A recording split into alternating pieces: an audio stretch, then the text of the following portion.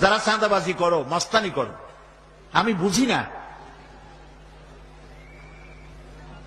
তারা কি জাতের লোক, গায়ের রক্তটা কিসের, মানুষের রক্ত না পশুর রক্ত? চাঁদাবাজি করতে যাও কি জন্যে? একটা মানুষ বহু টাকা বহু কষ্ট করে জমি জমা বিক্রি করে ব্যবসা করতেছে, সেখানে যাইয়া আমাদেরকে 2 লক্ষ টাকা দিতে হবে। চাঁদাবাজ এবং মাস্তান যারা চাঁদাবাজি করতে যাও, মানুষের কাছে খয়রাত চাও, ওই ভিক্ষা করে খাওয়া অনেক ভালো। মসজিদের সামনে এখন থাল নিয়ে বসে থেকো, যা আল্লাহর রাস্তায় খয়রাত দাও। দোকানদারের কাছ থেকে চাঁদাবাজি করা, বিল্ডিং কেউ নতুন বানাইতে পারে না, অমনি হাজির।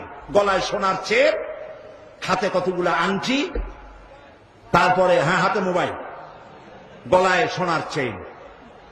শহরের মহা উল্লুক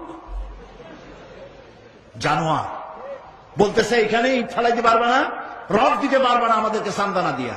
এটা কি মানুষ? বলেন মানুষ? এরা মানুষের সন্তান? এরা জানোয়ার, পশু। চাঁদাবাজ এবং মাস্তান সন্ত্রাসী, ইসলামে এদের কোনো স্থান নাই।